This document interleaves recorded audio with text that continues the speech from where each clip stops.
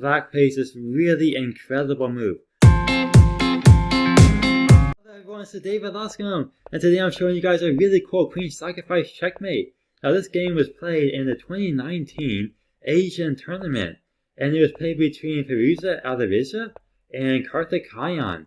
Now here Karthikeyan plays the queen out to a5, pinning the knight to the king, looking to capture this pawn on e4. So white drops the knight back to make sure that's defended. And then we see c takes d4. Now the bishop could take back, that is possible. But instead of that though, we see knight after b3, hitting the queen, hitting the pawn. And at this point, black plays this really incredible move.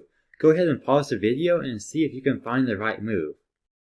At this point, Firouzja plays the knight out to b3. And then black plays this really incredible move. He plays queen takes on c3.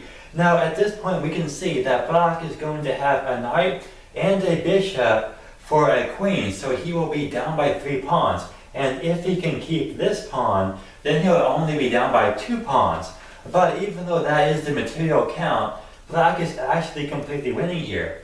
And I'm going to illustrate that here in a minute. But it has to do with the fact that the white king is not that safe, and this bishop has no good squares to go to. Plus, when the pawn captures back on c3 over here, we can see that white is going to have these double pawns. So white has a worse pawn structure, and that's also going to be part of this. And the dark squares are going to be pretty weak around the white king. This pawn on e4 could be captured as well.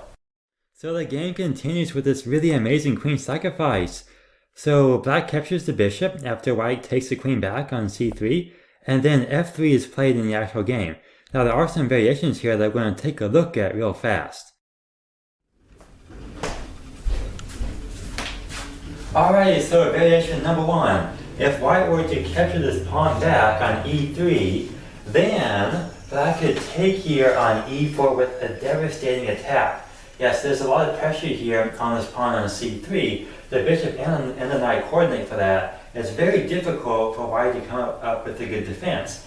And this bishop could head out here to e5 with ideas of attacking on f3. The white king is in a lot of trouble, and black would go on to win this game.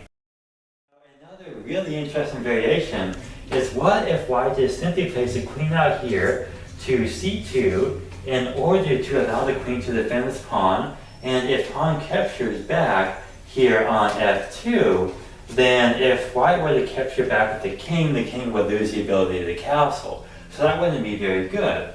But therefore, white would look to take back with the queen on f2, but the problem with this is that after knight takes d4, this leads to a devastating attack for black. The knight is attacking the queen, and the bishop is attacking this pawn. It could take it with a check and look to win the rook, and therefore win the game. Plus, white will likely lose the ability to castle as well. So that's why that variation cannot be played. And those variations are why white plays f3 instead. So black continues with knight h5, and we see queen to c1. So knight h5 opened up a discovered attack with this bishop on c3, so the white queen is defending that plus attacking this pawn. So therefore black plays bishop h6 to guard the pawn. Then we see g4, knight f4, and king moves out to d1. Now, why would white do this? Because white wants to eventually be able to castle, and by moving the king, white loses the ability to do this. So let's go ahead and take a look at what black was planning to do if white did not move the king to d1. So let's take a look at this next variation. Instead of playing the king out to d1, what would happen if white were to capture this pawn on e3 with the queen? Well, then black could play knight out to g2 with a discovered attack, and it comes with check.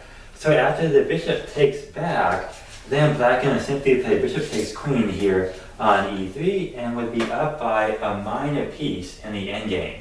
And therefore, white cannot take that pawn on e3. White really does want to castle, so why not just move the bishop away in order to try and castle? Well, in order to do that, we have to create some more space for the bishop. So maybe we play a move like c4, that way we can move the bishop to a really good square, and these double pawns really don't mean a whole lot for white, so white can give one of them up in order to get the bishop out to a better area. Well, if that were to happen, then black could simply push this pawn out to e2. The bishop is trapped, it has no good square to go to, So it must capture, but then after that happens, black can play a move like knight out to g2 check.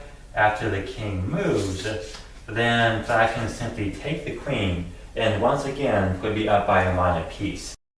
Therefore, white wants to avoid all of these possible knight checks, and moves the king out to d1.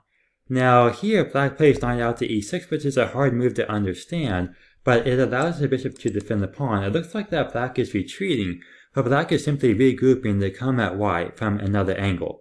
Now, what would have happened if instead of that, black had played a move like knight out to d3? After the knight moves out to d3, we can see that the queen is under attack. And if the queen were to move to safety, then the knight could drop out to f2 with a check and take the rook. Therefore, it is in white's best interest just to grab this knight right away. So here, black is essentially giving back the knight and the bishop and the pawn for the queen. So the material is going to be equal again. Black is simply trading off his knight's attack in order to have an equal count here in the endgame, and just a slightly better position. Yeah, because if we take a look here, the pawn structure is going to be just a little bit better for black because white has these double pawns on the c file. Now this is a potential way to maybe win the game, but it would take a lot of time and a lot of work to make it happen. And black was essentially looking for a better way to try and win the game. So after knight to e6, the game continues with king out to c2. White is simply running with the king to move it to a safer square, and then to get the pieces out and try to consolidate his position. So we see knight to c6, and black is continuing to get some pieces into the game to attack. Now, h4 is played to look to play g5 and block the bishop out from this diagonal, and that would allow the white queen to capture this dangerous pawn. So therefore black plays bishop out to f4, and now that the bishop is on f4, it is defended by the knight. So it is possible to play out to e2, to hit the queen, to hit the bishop, and therefore the queen moves to get out of that possible attack.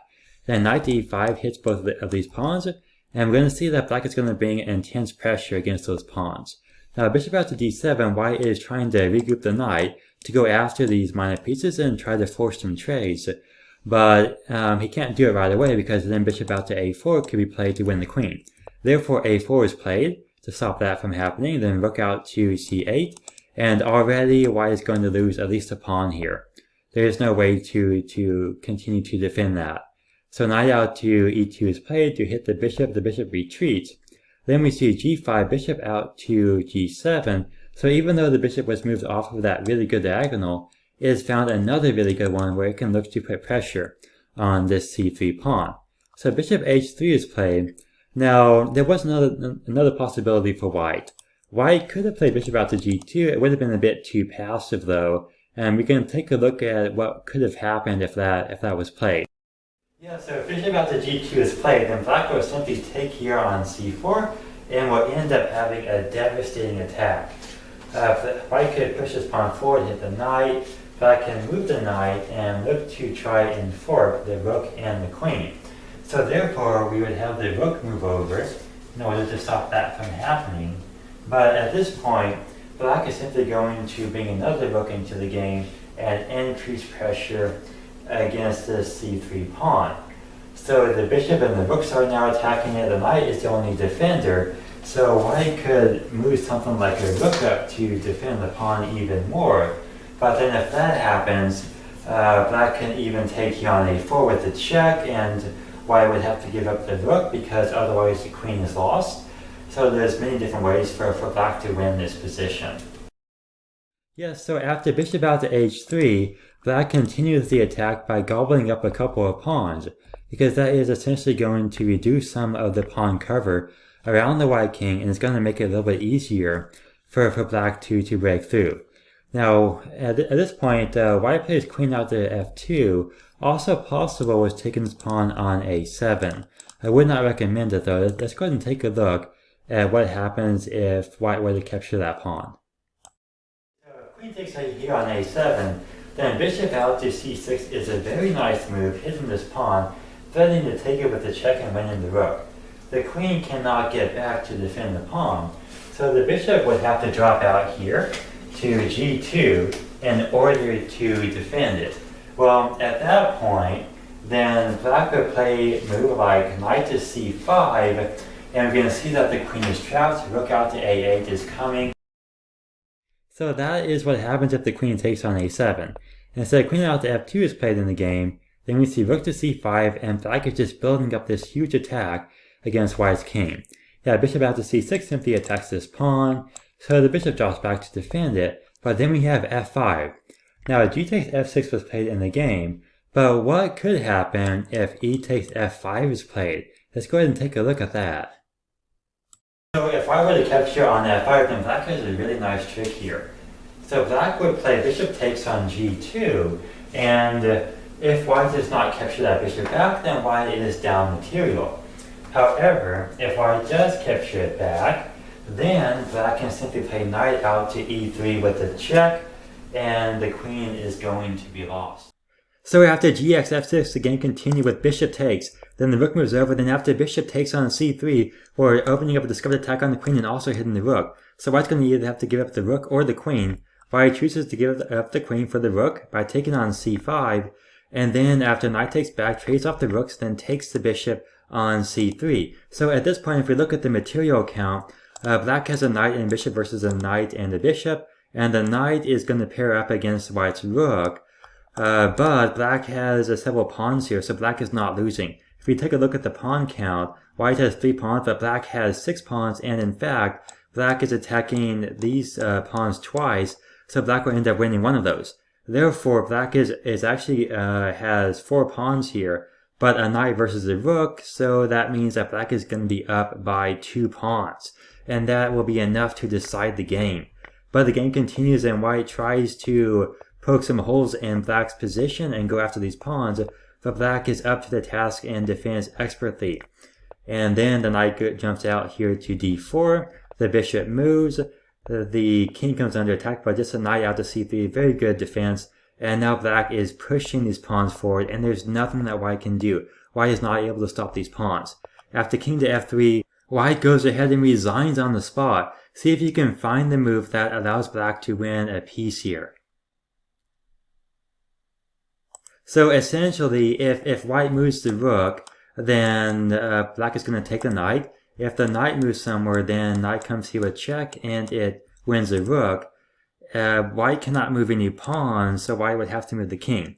And once the king moves, then we have king out here to f2, and if the rook moves, the knight is lost. If the knight moves somewhere, then the rook is lost. If the knight moves here, then the knight is lost.